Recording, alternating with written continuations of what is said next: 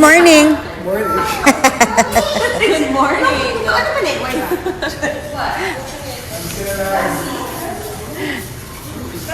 Everybody.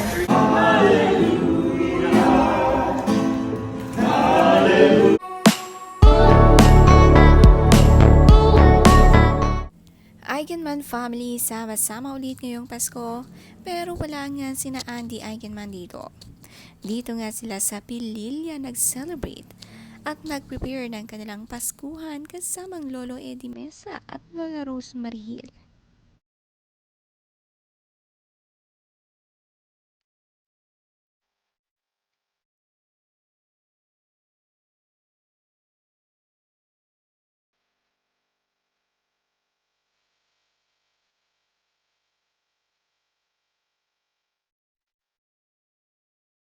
Si Gabby Eigenman, grabe ang dala, isang buong lechon. Ito talagang kanyang paborito tuwing may handaan.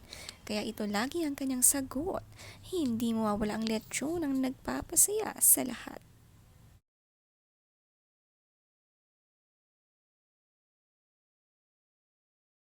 Sa Pililya nga lang sila nag-rent ng place at napakaganda ng place na ito.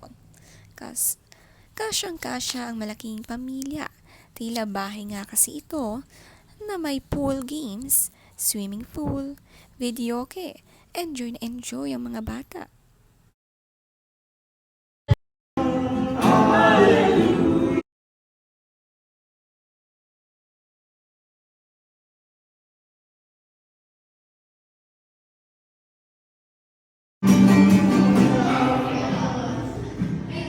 Kakaiba daw ang vibe sa loob ng bahay. May kantahan ding naganap bago mag alas 12. Lahat inantay ang araw ng Pasko.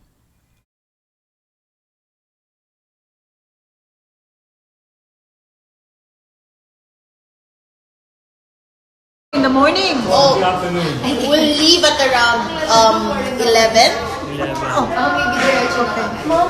Yeah. PM. Hanggang ngayon, nangingibabaw pa rin ang kagandahan ni Lola Rose Marihil.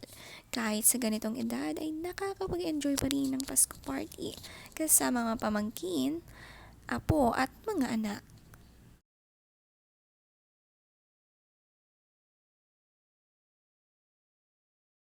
Ang pretty-pretty naman nga ng mag-inang Stevie at Maricar. Always kasali sa party at reunion ng Eigenman. Siyempre, sina Tita Max at Stevie. Hindi naman mawawala magpaging sina Ryan Eigenman, kaya mas sumayang Pasko.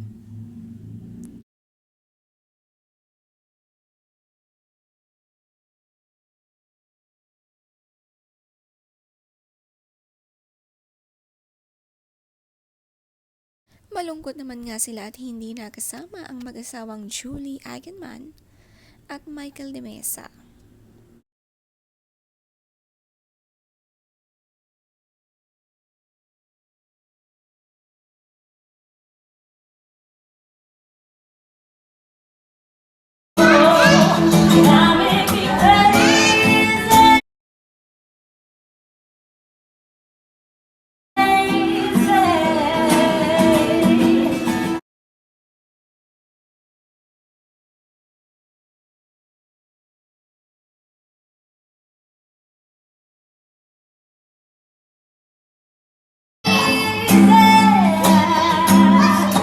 Much rain. Well, lost in the world. Enjoy na enjoy ang mga matatanda. Sa pagkanta at gitara ni Sid Lucero, ito ang nagpapasaya sa kanilang reunion.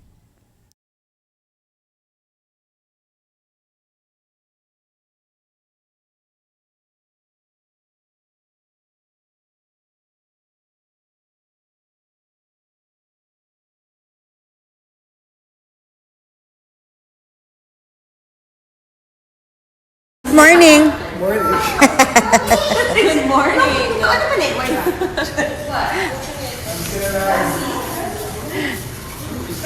Everybody. How's the first one out?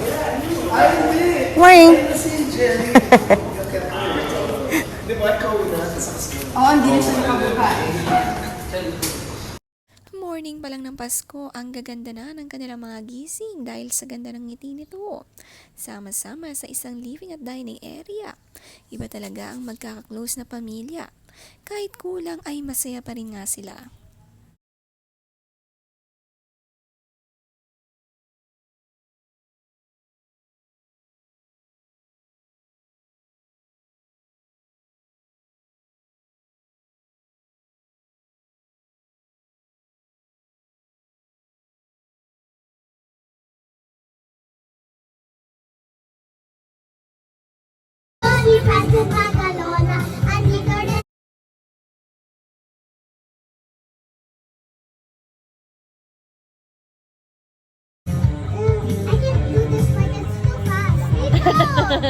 Pati naman ang mga bata, enjoy din ang kantahan kay gaganda ng mga boses manang-mana sa kanilang daddy at mga tito.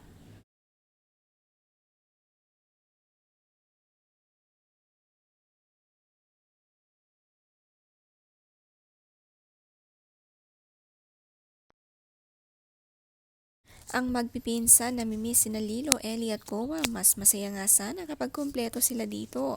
Nag-private resort nga lang sila ngayong Pasko para maiba naman nga ang event place nila.